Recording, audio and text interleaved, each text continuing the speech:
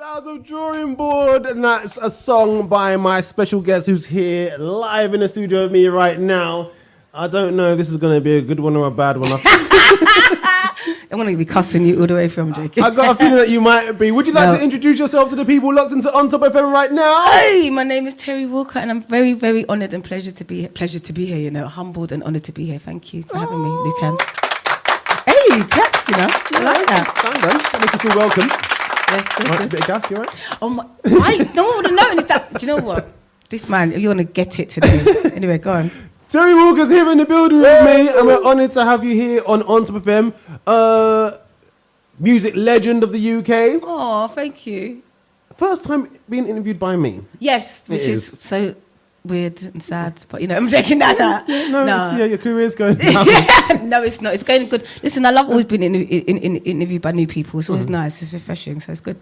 So, Terri Walker, I always like to ask this question. It's a little bit pointless asking you, but give us a bit of background to who is Terri Walker. For the few people that might not know. Well, there's a lot of people that still don't know. Terri Walker is a singer-songwriter. You know, people would say I was neo-soul. I started off, obviously, with the first record that you heard. But for me, I'm a musician. I'm an artist. I'm an instrument, as they say. But I'm just a singer-songwriter that just loves music and is going to continue to keep giving you music. Mm-hmm. How long have you been involved in this industry now? Professionally, I started when I was 18. So... 22 years. You've done so much. You worked with so many people. Worked abroad. Yep. Do you want to name some names? Go on, start name dropping. Let's name drop. Salam, Remy. I've worked with Nicole Ray. But you know, people that people know. I've done worked with Goldie, Children of Zeus, Jerry, Omar.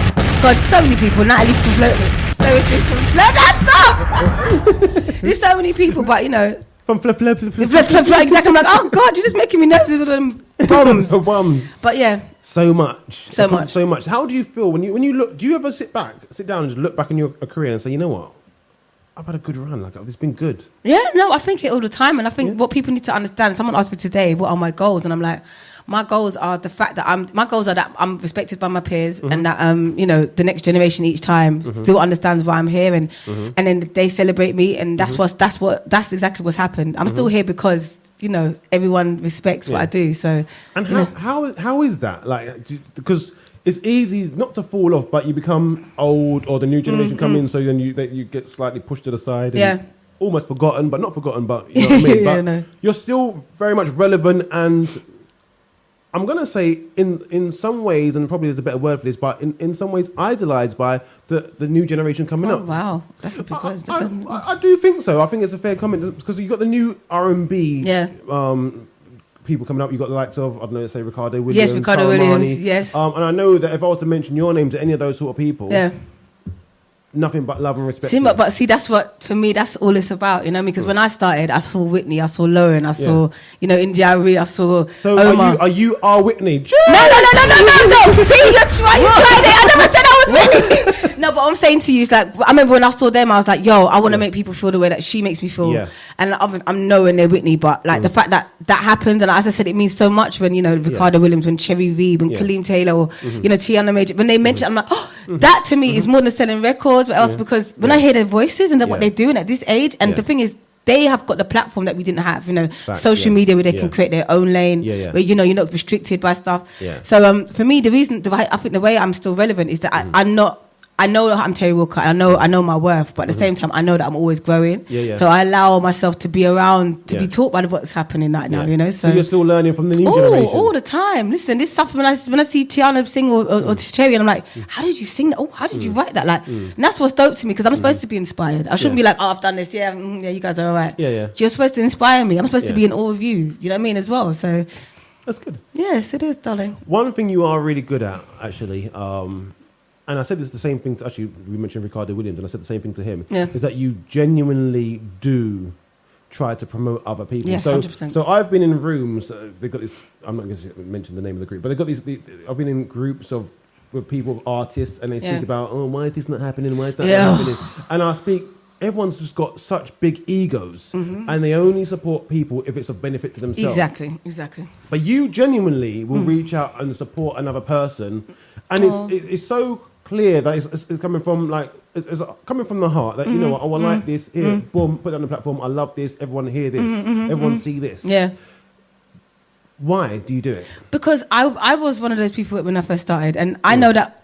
I think for me, when you really love this, and I know how painful it is and how hard it is when this is something that you have from inside and you love, and then no one is listening to you and no one cares. Yeah. So, but I think, and especially when you know you've got something, but there's no support for you, or there's some politics that the reason you're not getting plays is because this person is part of this. I know it because I've been signed. I know when I got, you know what I mean? I know. So, and I see everything. Don't even get it twisted. Yeah. And I don't care. I will never shut my mouth. I will say what I need to say. Yeah, I believe that. And see me, you know. No, but sometimes I realise what I have learned this time around is that sometimes everything has to be said in it. Sometimes you just got to lead by example. And I think that's why I kind of, because this whole social media stuff was new for me, where you know, you're out there, innit? So anything you say, people listen. You notice how people's tweets get found from 20 years ago. Like, imagine, she said, do anything. Oh my God! Next minute, it's like, oh, you know what I mean? And it's like, but at the same time, with me, I don't regret anything. I'm never going to be held hostage by my opinions and my thoughts because that's how I feel.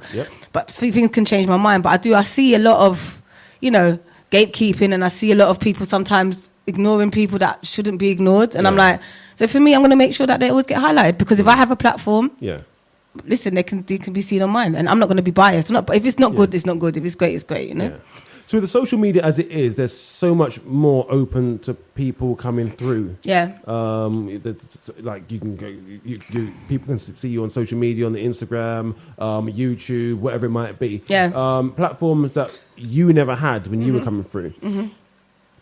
What were the obstacles that you had as a solo female singer coming through?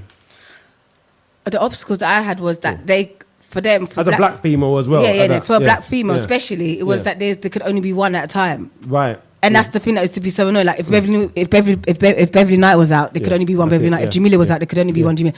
And if everyone's doing one thing, everyone had to do that same thing. Because that's what happened to me with my first album. It was very, you know, neo soul, whatever else. And then the second album, because Jamila was doing well and Beyonce, they kind of turned me into this. But I was young and I just wanted to sing. So not understanding that, I'm my own person. So I wore this pink dress weave and I'm doing shaking my. I'm like, that's not Terri Walker. Terri Walker's a stupid. She just does jokes. I can imagine that's easy, like, because you get direction and you just want to be successful. Yeah, exactly. And the thing is, I was signed to a label, to a major label, to Def Jam at the time, and I didn't know. And at the time, my first manager, I wasn't with him anymore, and I kept getting the MDs for the label kept getting changed, so I had to keep getting to know people. But I was still understanding that I can sing, and I know my passion. I also knew that I always want to be positive about what I'm saying, and I also always wanted it to have a meaning because of the people that I grew up listening to, from Whitney saying "Greatest Love of All," from Lauren talking about it's funny how money changes situation. Do you know what I mean? That was my. But at the same time, I was in England. And in England, we didn't have that yet. We didn't have that person with that outspokenness of that all came after. Do you know what I mean? Like and I feel like that at that point, I started to realize, you know what? I can't allow these people, and even myself. I beat myself up about that for so long that I compromised that point at that song. Then after that, since that, I've never compromised ever again. Yeah, I kept it. Left after that, I left the label. Because they wanted. How hard was that? Do you know, it's funny because I could tell that they kind of wanted to let me go, but at that point, my new manager said, "Yo, have a meeting with them and see what they can do." And I remember having a meeting with the guy, and he was like, "Yo, what happened to Terri Walker, man?" I was like, "You know what? Just let me go. I don't care," because I didn't want to salvage it anymore. By this point, so much things have happened. I was like. But that can sometimes be a bit sticky because even though they're not doing anything for you, they don't want to let you go for whatever reason. You know, it's mad because so after when I left, I made an album by myself called I Am, and it was with like an independent label, and I still had friends at the major label, and they hit me and they were like, "Yo, we're having meetings, we're having like our board meetings about stuff, but your album came up because you're getting really good reviews," and someone was like, "Yo, is this gonna happen? Is this gonna do well?" And they were like really like they couldn't believe that fact that I did it by myself. And I thought that kind of made me go, "Okay, they're still watching, but you know." So no, they're always watching. Oh, trust me, they're always watching. And, you know, and they're always just in case. Oh yeah, I always knew he was gonna make it. Oh, of course. But you know, you have to understand with this industry, do not take it. That's one thing I've definitely learned. Do not take it personally, because the moment you have a hit again, everyone will be right there. You just have to be on point. Just keep doing what you're doing. It's a business. Understand? The music industry is a business. Unless you're doing this thing independently and you're about the art, focus on your tribe, focus on your people. But if you're trying to get in there with the big guys, don't take it personal. Just be on your grind and do what you need to do. You know. You mentioned your independent release. Back then, for those who are involved in music right now, releasing music independently. they probably won't understand the difference between releasing music independently now and then. Yeah.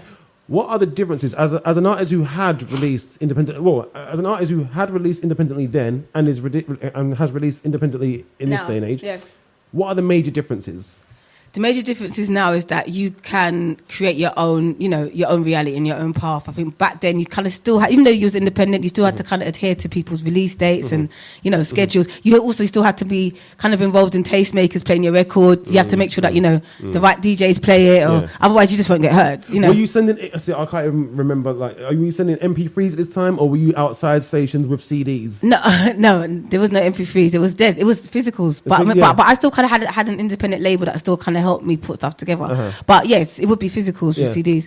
And and it would have to be shows. You just have to be present, you know. But I think, as I said, this day and age, like, you don't have to wait for someone to premiere your record anymore. Like, you have your own platform to play. Why, when you think about it, in proper terms and when it makes sense, like, why would you let someone else decide if your stuff is good?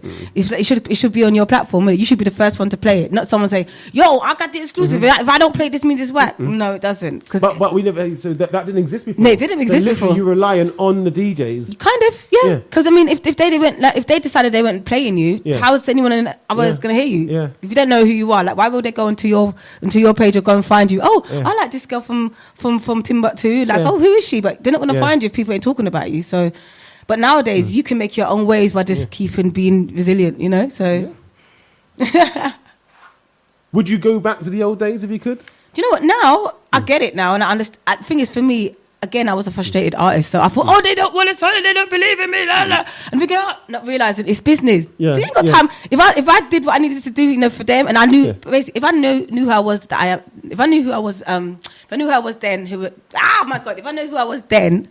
That I know I am now, it would. Do you know you're trying to get it right? Yeah. I would have been. I think it would have worked out, but I think back then I was still finding myself. Do you understand? Okay. Like, so they were developing me. Yeah. I think back then they didn't understand how to develop someone. Like, you either were, and then they just make it work. Because essentially they're kind of like a bank. They're not there to hold your hand. Yeah. Whatever works, doesn't work. Okay, we need to do something else. So you had to create your own lane for you to be able to say, "Yo," but then put the money into it. Now I get that. With all your knowledge, would you not think to yourself, you know what, I'm going to be an advisor to would you want to do that? Is that something you'd do? 100%. I kind of do it. You can't do it already, but just don't get paid. Officially be like a manager, an advisor, or like say, you know what, I'm going to take on such and such and such, and I'm going to develop these artists the way they should be developed.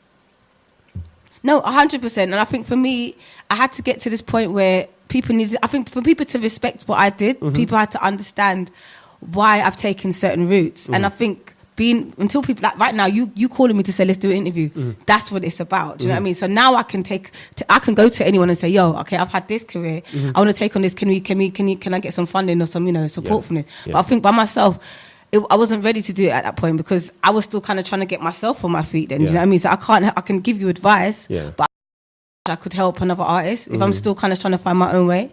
Even though I knew who Terri Walker was, but I knew that no one really understood why I do the things that I do sometimes, why I would walk away from certain things, why I might even struggle at points, why I wouldn't get arrested, why I'm not doing shows. Like, why am I not doing shows? But it makes sense because people had to understand this is really true. This is really Terri in it. So, but now I'm 100%. I'd love to. I want to go back to what you said a little bit earlier about we could only have one at a time. And it's very true. Like we only had, like as you say, Beverly Knight, Jamila. Even with the with Damage, we only had Damage, and then we had Ultimate Chaos before them, so we only had one group at a time. Yes. Like, so it's very, very true. But as a female coming through, as opposed to like groups, as a solo female coming through, and you had the other solo females, was there any bitterness or envy between camps, between you and anyone else, or not from you in particular, but did you ever notice that there's a little bit of let's call it competition? Did you have that? See, this is the thing, and this is what people need to understand. Half the time, it's never the artist. It's never us. It's the team around you because they want you to succeed. So, when you think about it, if we do music, we're influenced by all the other singers. Why would there be competition? If you're real, for me, it's I'm concerned. But I think when you're not about the music and you're not about the art, but you're about selling, the team is what then puts up these little barriers. Oh, this must be this, or we can't have this person on if she's on because they might upstage. Half of us just want to sing together all the time. If I see them, like. When you see us singers see each other, it's like, oh my God. But the moment teams come around and for them, of course, we're kind of like a product for them, innit? So they don't care about us being friends. We need to be making money, innit? So that's the only thing as it is. And I think what they don't seem to realise, Americans, I think that's one thing they get so right, is the unity thing of how they help each other and they build each other up as artists. Do you know what I'm saying? Like the singers, they're always doing stuff together. They're always building each other up. And I think we're starting to do that over here, which is nice. So okay, cool. Yeah. Well, you say that.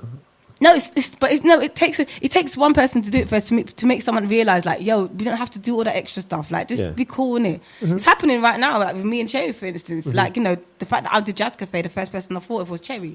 So I know sometimes she does so much stuff, but she's not always getting heard and mentioned. And she does amazing music, and I don't understand why. We had a conversation and her name come up, and we were like, why is Cherry V not massive? It's mad, because vocally ridiculous, beautiful Crazy. girl. She's very independent. She doesn't really ask. If you just put a little bit, you'd get that money back in 2 seconds if you gave her the same energy that you give other people, which is fine. And it's about different people. It's a no-brainer. I don't get it. It's a no-brainer. But then it gets to the point, I think why even when I decided to kind of reach out to Cherry, because I could see that after a while, she's getting frustrated with it a little bit. Like, you know, I'm doing everything. And you were doing it for a while now as well, And then you start doing all these things where you're trying to do different things to make people see. And like, you don't have to do any of that. You just need to do you. But you just need a team around you that just believes in you, and that's starting to happen. So I think even her doing little things, she's done a Cherry V Sunday the other day, and she's did like a refix of, you know, all of females, us. Listen, I play it every day, and I think she's doing that by herself, no team behind her. You understand? There's other people that have a full team for them to find. Okay, what should we do next? Okay, what is it? And I think to me, so how? No, in that sense of the fact of this is an artist that you could actually invest in. She's so proactive.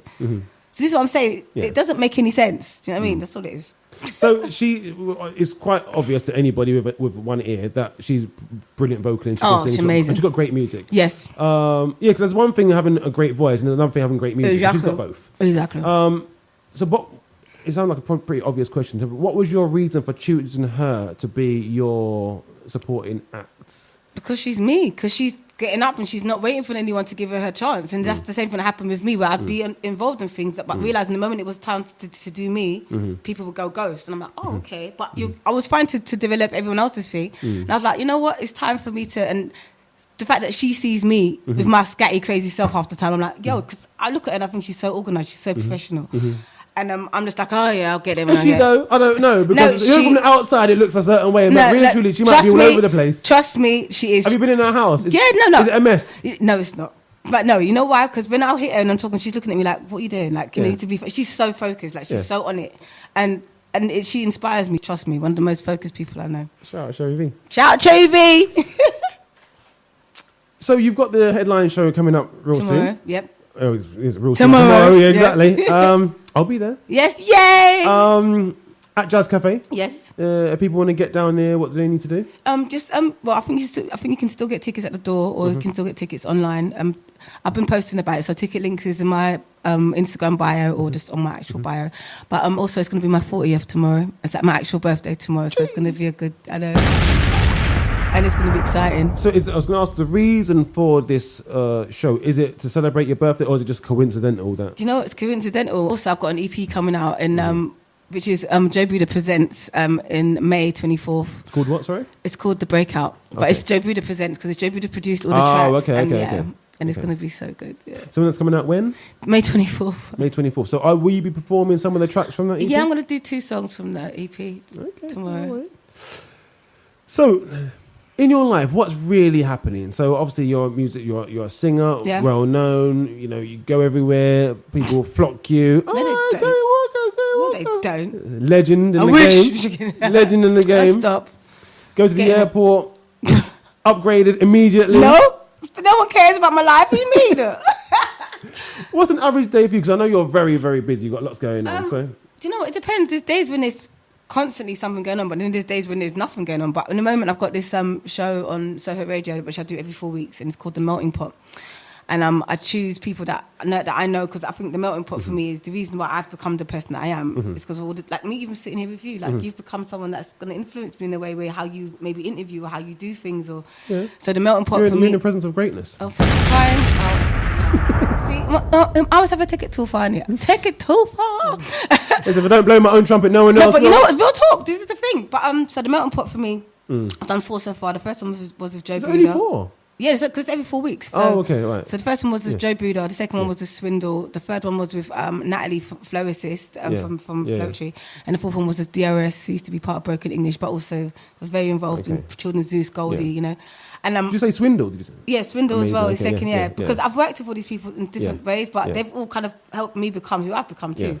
But it's like a 2-hour show where I asked them to tell me about the first 3 songs that inspired them, then the first song that they ever released, and then all their catalogue. And all of them come back after we did it and we're like, yo, I've done so much. Exactly, because they don't. They're always supporting everyone else, but sometimes don't celebrate themselves. And I think when they come off, that's for them. That's like a gift to say, you know, listen back to this. This is your life, you know. So, and I really enjoy it because the Melting Pot. A lot of people have done that for me. So this is like my thank you, to say thank you for, you know, allowing me to be a part of you lot's journey. And how are you finding that, being a host of a radio show? And how do you even get the gig in the first place? So her radio, it's funny, the guys, I remember doing Jazz Cafe, it was Jazz Cafe, the 25th birthday, and I met these guys, the Cuban brothers, and they're managed by this guy that runs Soho Radio, and he was like, oh man, I just love you, let's just do a gig together. And then from there on, that was like 3-4 years ago, and our relationships just kind of bloomed. But this is something that's finally that kind of formulated into something that is my thing. So I was looking for because you know, all these other people have these other outlets to give back. I haven't had a chance to give back the way that I want to, and this is because the Melting Pot is going to end up being a live show. It's going to be all these different things, but for now it's a radio broadcast thing at the moment for now. And how did you find that? So before doing this, you would have been used to being the person on the other side of the mic, being interviewed as you are today. But you're now the interviewer. Yeah. How do you find that? I find it great because I think throughout the years I've been asked to do, like, you know, hosting things. Like there used to be MTV Based, the Music Lounge. I used to do is it MTV Based Lounge? Yeah, Based Lounge. I hosted it with this guy called DeRay at the time, and we, you know, interviewed people that was live. But I've done like in between like little bits and stuff. But I think for me it's just good. I just like to chat in it, and I like to ask questions. So. But I'm not as professional as you. Like, you seem to have to. You got it locked down. Like, you've got like a little. Jeez. You do. Oh my god, you know what? But you do. You seem very like you know what you're doing. You know how you're asking it. I'm a bit random. Fake it till you make it. Really? Yeah, that's standard. No way. Fake it till you make it. Because I watch you online, so you're so funny as well. Like, you're stupid. I am stupid. In a good way, though. I am stupid. It's the truth. I feel sorry for my son. Like, he's got to put up with me every single day. I look at him thinking, you know what? I know for a fact. One day he actually did tell me. He said, you know what? And this is a true story. I swear, this is my child that lives with me. Right? That I feed. Clothes, right? He said, Dad, you know what? He said, when I get older, if I see you walking down the street and you're old and you've got a cane, I'm going to run across the street and just kick your cane and kick you up. What kind of business is that? He's desperate to beat me up. Like, but he knows the only way he can beat me up is when I'm old and I'm on a cane. But why? I terrorise him daily. But then that's your fault then, isn't it? He likes patties, so I call him a patty man. Everything is a patty man. Do you know what? What? Because you like the patty? What's wrong with you? This is the reason why your child wants to beat you down, isn't it? This is the problem. But what's wrong with being a patty man? Do you know what? I can't be free. I cannot. I ain't got time for this today. No, not getting involved. I love you, lots. But how long have you been doing the radio thing though? How long? Are we switching? Yeah, I was about to say it's the other way around. It's the Melting Pot now. I think I started doing it properly. So I always tell you a story. So when I was growing up, my ideal job was to work in radio. Okay. Like when I was at school. Yeah. I said to my mum, I want to work in radio. That voice as well? That voice, okay. And she goes, no. Because all black people want to do is sports and music. Don't give them a proper job. Did you get that growing up? Do you know what? No, my mum just wanted me to pass my GCSEs, but it was sometimes like, you know, when things went right, go find yourself a job. How did you do in your GCSEs? I got 12 out of 13. 12? Mm-hmm. 12 what though? Oh God, from everything from science to what grade? Oh, A to B. Oh really? No, A to C. But I only got 2 C's. People try to say, no, I've got 8 GCSEs. No. What grades did you get? Oh, A to C. Because remember, I grew up in Germany, so I did my German. I could speak fluent German. Yeah, from the age of 4 until I was 18. Can you speak German? Ja, ich spreche Deutsch, ja. Oh, ich bin aufgewachsen. I grew up there. What's multiple? Like, doesn't mean anything. Ich bin da aufgewachsen. That means I grew up there. You can ask people. They don't shut up. But what it was, I did German when I was like really young, so I kind of had one GCSE right from the beginning because I spoke it fluently and I got an A star at the time. So you grew up. So you weren't born in Germany? No, I was born in England. Yeah, Wolverhampton. How come you moved to Germany? Because my stepdad was German. Oh. Yes. So, but you moved there because he was working? No, because my mum and my stepdad, they got married. Oh, okay. And then, he flew me. So where did she meet your stepdad? She met him in Germany. In Germany? Yeah. On a holiday? Well, holiday romance? Yeah, kind of, yeah. Jeez! It's going a bit too deep, yeah, but yeah. But the thing is, though, whilst I was in Germany, at the age of 11, I was going to boarding school in England, but I was still living in Germany. It gets all complicated, but yeah. Yeah. Okay, I don't get it, but we'll leave it there. Yeah, do you know when you go to boarding school, you can go home, or you can go, and my home was in Germany, unfortunately, so there was different people from different countries, but I went to boarding school in England. Boarding school was in England, so you'd be, the term time you'd be in England, yes, and then you come to Germany? Yes. Wow, or go to Germany. Yeah. Crazy. What did you find it? What was it like? Because I always think Germany is very racist. See, this is the thing.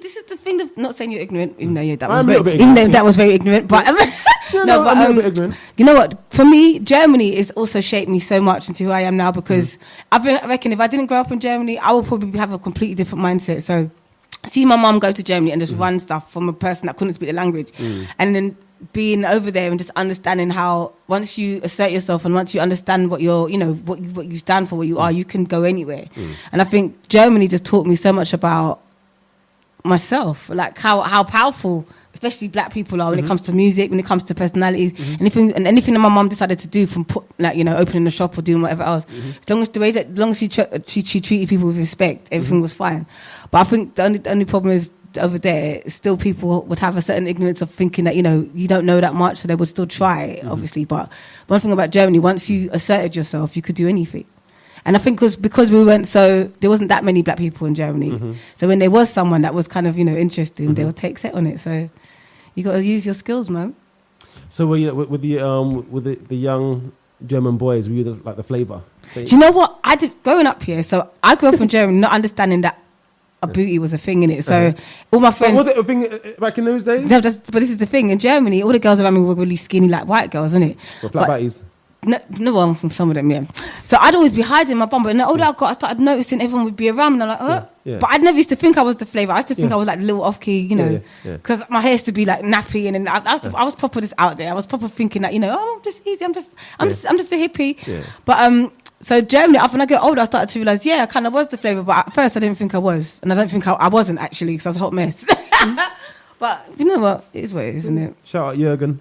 I actually had a friend called Jürgen in Germany. It was my boyfriend, but I had a friend called... You're so stupid. Did you have a German boyfriend? You got it from Jürgen Klinsmann, innit? That's the only reason why you know that. Damn fool. That's the name I know. Jürgen. So we are where we are. We're back in England. Yeah. Have you got plans? Do you set yourself like goals? I want to achieve this. So I know you got the EP coming out, but I also want to say this as well. Do you notice how I switched back from you interviewing me to me interviewing you? Yeah, see, clever. Told you. Do you have like goals? Do you set yourself goals and targets for 2019? This is what I'm going to achieve. 2020, this is what I'm going to do. Do you know what I used to, when I first started out? That's what it was. It was like, I'm going to do this, I'm going to do that. But then I started realizing when you're independent and you're trying to pave new ways. Like, it's different when there's a model that kind of already works. Then you can set the goals easily, of course. And I've always, obviously, my goals are always to be able to, sustain and to have an empire and to build and make people, it become a thing where everyone is eating because we've supported each other. So that the foundation, we don't have to keep asking people to help us or why we're not being celebrated, because we don't need that. We need to celebrate ourselves. I'm not waiting for someone else to celebrate me. That's why I get annoyed sometimes when people ask, how do you feel about, black girls? I'm like, I get it, but for me, if my own people ain't celebrating me, I don't care about. I'm in a country that is. Imagine if you go to Africa and then them saying, "Oh, why am I not? Why is my blonde hair not being supported?" They're gonna look at you like you're in a black country. Get the fuck out of here. So can I swear? Nope, but you just did. I'm so sorry. Obviously, the professional, forever the professional. And you host your own radio, but it's internet radio. Can you swear on your show? I can swear on there. I can say what I want. So there's a point. Yeah. But that was one of my goals as well, to get to a point where I can do what I do without having to have any restrictions and any rules. So I can go on the radio and say what I want, and swear and not feel like, because you're allowed to have an opinion. This whole being able to not say how you feel because that might upset that person when it's reality. But I think as long as you're not on commercial radio, like Capital One, especially BBC, say what you like. Like the amount of controversial things that come out of my mouth. Like what have you said that's so controversial? Nothing today, but like in general, like I'm the worst. Like, really? Yeah, I'm the worst. Like what? I don't do it on purpose, but I have an opinion and I'll speak about it. There's a difference. You're not doing it on purpose. That's real then, exactly. But people will deem it controversial. So like, for example, I'll give you something controversial. I say I've got no problem with racism. I've got literally no problem with racism. And I think I understand what you mean. Because if you're racist, if you told me you're racist, why are you racist? Oh, I don't like black people. Why? Because or whatever. Okay, cool. Exactly. You're entitled to your opinion. You're ignorant, right? Exactly. But you call it ignorance, but the ignorance comes from a place normally. Yeah. No, exactly, not ignorant. So I'll take that back. But it's an experience what they had. So as long as you don't do or say anything with malice to harm somebody, there's a difference. If you've got an opinion and you don't like a certain group of people, it's fine. Yeah, I think we've all got a small element of racism in it. Of course we do. When you were talking about the whole Liam Neeson thing, do you remember when that happened? Even that, I get it. Listen, this is the thing. The amount of people that I spoke to about that, right? And some people like, no, he's like, they want to kill black people. But everyone forgot that he was like, even though he didn't have to share the information. I don't know why he did that. Everyone was like, it was so honest. But I think he was, the way we are right now, this whole social media, people think, I just want to shock, I want to be able to say what I want to say. He probably thought, everyone's going to be like, wow, you're so cool for being honest about that. Everyone's like, no, what do you mean? You're black people, are you mad? Yeah. But what I think what people didn't understand with him, what he was trying to do, he was trying to let you know, like, I had these mad thoughts. And then I realised I felt like such a bad person. And that's why I'm feeling sorry. And as you said, everybody, if you don't know something about a particular group or the whole Nipsey Hussle thing, I didn't know that much about Nipsey Hussle until he passed away the other day, and I was like, because I heard people talking about him, but I thought he was more like a gangster rapper. Now my mind's blown. The man was incredible. He was like, do you know what I mean? So that again is that same thing of we're so quick to judge people before we know anything. So that's one. So that in the form is ignorance, because I was ignorant a little bit, like, oh God, bless him, great. Everyone's bigging him up, but now I'm like, oh my God, listen, I wish I knew him. I wish I knew about him. I wish I had more information on him when he was alive. You know what I mean? And I think what's happening with this, even with the cadet thing, it's like people were so quick to, this is just some ignorant shit. When he passed, he was such a positive kid. 100%. Didn't know who he was neither that much before. But now I'm like, I wish I had. So I think it's opening people's eyes a lot now, where don't be so quick to judge people for what you just see or what you hear. I understand there's so much deeper than that with enemy people, you know? If there's one regret, and it's not even a regret, I wish I got a chance to interview Cadet. Cadet was literally my favourite rapper. Really? And he was, I don't know if you've ever really listened to his music, but I have heard a few songs. So good. Listen, that song with the kid, what's it called? Which one? Dino. Pumpy. What's the Pumpy, that one? You've got two. The one I think Advice is called. Advice. Advice, yeah. I remember my sister playing it with my nephew at the time, but I didn't really, listen to it. And then obviously once he passed, I was like, but it's just the way mad. But you know what's crazy though? It's sad because for him, you hate that song. Yeah, I don't like it. Right. I can't stand it. But is it because I don't like Dino. Commercial? Oh. Why? Do you think he's ignorant? The funny thing is, you know what? I don't know. And then I found out that I went to school with his dad. Like, no way. Oh God, you better fight talk. Jesus. No, but it's cool, like, it is. I don't have nothing wrong with it. Why don't you like him? I don't know. His voice annoys me. Oh my goodness. It does. Not because of what he's talking about or what he is. No, the voice just like annoys me a bit. But I wish him all the best and all the success. But that's honest. No, but I just like it is what it is. Like I don't. Not everybody's going to be his greatest fan. And that's nothing against him. And that's true. And there's nothing wrong. Again, it's just an opinion. Exactly. And there's nothing. People beat that like, why don't you like him? Is it because? And it's like, no. I've had that with some people. I realize for me, I have to be careful because as a singer, like, you're just hating. Like, no, I'm not hating. I just don't like that. I don't like their voice. I don't like the way they phrase things. I don't like the way that they do things. But it doesn't mean that they're not good. It just means that it's not for me. You know. I've had people submit music to me. So, you have listened to this music. Do you like it? I'm like, no. But I'll still play it because it's just my opinion. Because you might love it. Yeah. So it's just my opinion. Like, I don't have to like your music. Like, it's but if you're going to play it, you should like it. No, but it's not about me. Well, if you send me a track and I don't necessarily like it, am I not going to play it? Because the world might love this track. No, I think what it is for me, but I have, back in the day, it's about people being able to, as you said, if you have different shows, other people might play that song that you like, but I might have another song that you do like. So I'd rather you play the song that you do like than play the song that you don't like. So I want to come on your show, and it become a thing when people come on Lukan's show, it's what Lukan, you've asked me to come on because you wanted me on, not because I should be on, because everyone's talking about me. And that's what I like about, when I grew up, it was a thing of where people had their own individual things. But the reason why you tuned into that radio station or that person is because of what they're into. So, but there's an element of that, but there's also an element of my Tuesday show is literally unsigned to independent. Okay. Right. So those are music that you probably won't hear on another station. Yeah. Like literally, I'll get a yahoo.com email. Yeah. This is my track, and the file, which annoys me, is an ORD file, ORD 004466. Right. So you haven't got the net on. Right. But that's the music that I'll play because to give that that track and that artist. Yeah. Not much, but a little bit of a platform. Yeah.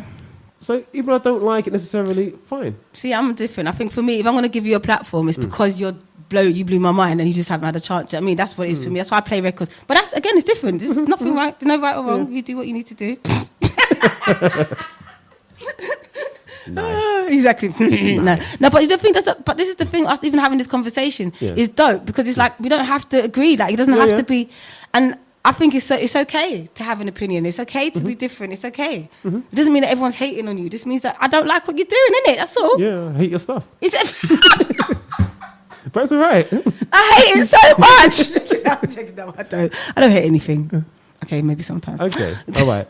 So let's start wrapping up. So yes.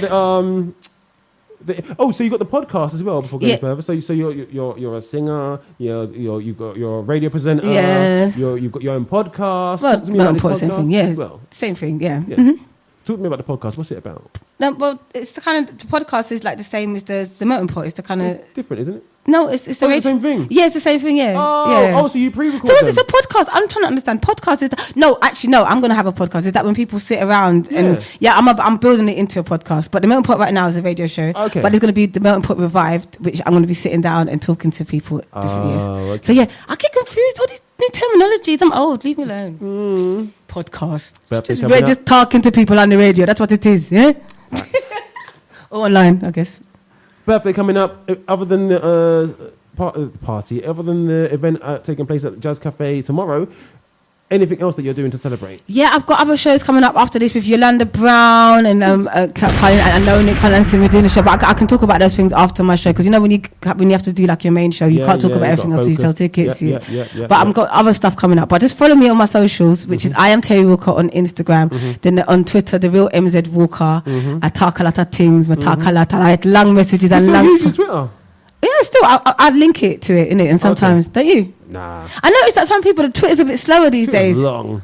But it's different for different people. It works for different people. I find that only people that use Twitter are people that want to make a complaint. At Argos, why is this? I have seen people do that. Like, excuse me, I've been ringing you for 5 days now. Yeah. But like, why are you tweeting that though? I don't understand. Because obviously, out them because people say, why is at Virgin Media not answering my phone calls? But then within seconds, they answer you. That's really weird, isn't it? Right, because it's in public. Like, if you don't answer the phone call between me and you, if I put you out on social media saying, listen, you're useless. Oh, hi there, how can I help? Hello. Oh, hi. Oh, my God, that's a good point. See, I don't really look at other people's things. I just do my thing. But anyway, so... Yes, and that's it. So tomorrow's my 40th. It's going to be at Jazz Cafe, supported by the amazing Cherry, DJs Ace and Ronnie Harrell. It's going to, I know, Peer Vibes. It's going to be, and also what I'm going to be doing is going to be like a live set, but then I'm going to be running it like a sound system. So at some point, I'm going to just let people come up on stage. Anyone that can sing, so you might just get a voice. No, because I'll listen. I'm going to have to retire because when you hear my vocals, like you will never want to sing again. You will hang up your mic and say, listen, I'm not worthy. Do you know, okay, that's me gone now. Thank you. It's been nice having me. Bye. What's your socials? What's your socials before we do again, my Twitter is at the real MZ Walker. And then my Instagram is I am Terri Walker. And I'm on Facebook as well. And, just follow me. I'm funny. This is actually my longest interview. Really? Yeah. You can chat to? I'm joking. That was nice. It's the truth. No, good catching up with you. Thank you, my love. Thank you. Let's play the track. Yes.